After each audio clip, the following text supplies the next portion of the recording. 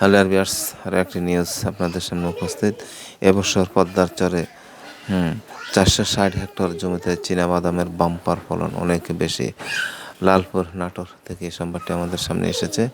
এবার পদ্মার চরে চীনাবাদাম, অর্থাৎ আমরা যে বাদাম সবসময় টুকিটাকি খেয়ে থাকি, তার ফলন সবচেয়ে ভালো।